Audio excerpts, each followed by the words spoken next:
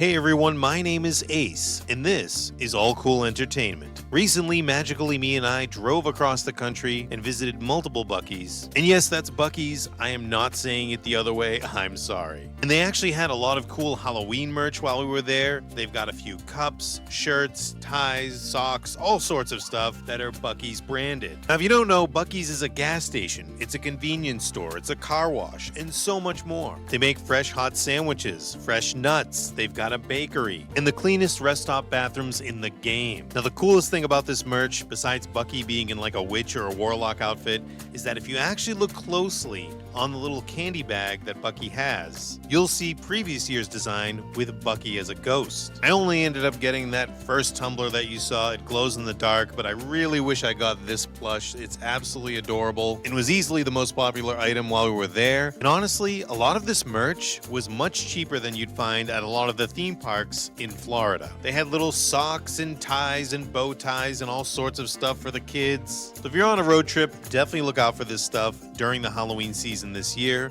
But also you can find merch that's not Buc-ee's branded at the little general store area, or as I like to call it, the Cracker Barrel section, where they've got marshmallow pumpkins, marshmallow ghosts, light up sipper cups. They actually have a ton of stuff, not just merch, but a lot of the food is Buc-ee's branded. They've got a few outliers though here, like the Outlaw Snacks, Cheez-Its. All of their stuff is Buc-ee's branded and is from them, or it's sourced by different third-party companies. They also seem to pay their workers above minimum wage, at least the ones that we went to. They had signs outside. If they're true, be warned, every time I've gone to Buc-ee's, with the exception of one time in South Carolina, it has been packed. Daytime, nighttime, doesn't matter. My only real complaint with Buc-ee's is the way they handle allergies for their products. They just kind of say, hey, if you have any kind of allergy, tough luck. And when you ask them about allergies, a lot of the workers unfortunately aren't trained on it, so they don't really know. They're all very nice, but in my experience, they could do better with the allergies. Besides my nitpicking, there's definitely a reason why I go to Buc-ee's. It's because they're huge and they have just about everything you need. They've got their own flavors for ices. I didn't even know you could do that. And of course, they've got Dr. Pepper, but they've got sour green apple, bomb diggity. What the heck is that? Is that blueberry? I don't know. They also have a giant area where you can make coffee. They've got regular, decaf. They've got all kinds of different milks and flavorings,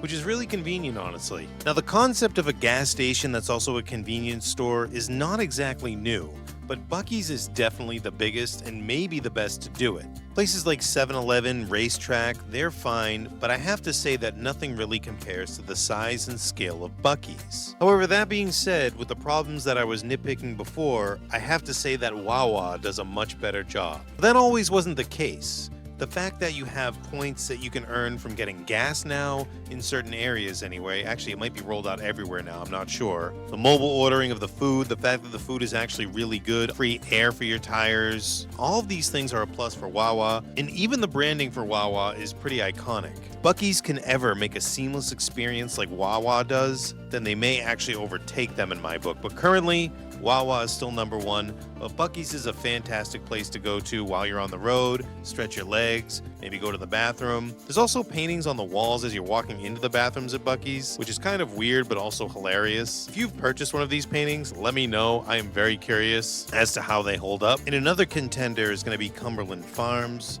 They're okay, but they're definitely not on the level as a place like Wawa or even Racetrack. With all the different types of food you can get, another benefit that Buc-ee's has, well, I don't know if it's a benefit for you, but maybe your kids, or if you're like a Disney adult or whatever, is you can actually meet Buc-ee the Beaver. Now, I believe you can meet Buc-ee on the weekends. I believe it's Friday, Saturday, and Sunday, but don't quote me, as I'm sure the times can change based on the season and whatnot, and location. Another thing I appreciated was the quality of some of the merch. These are Yukon cups.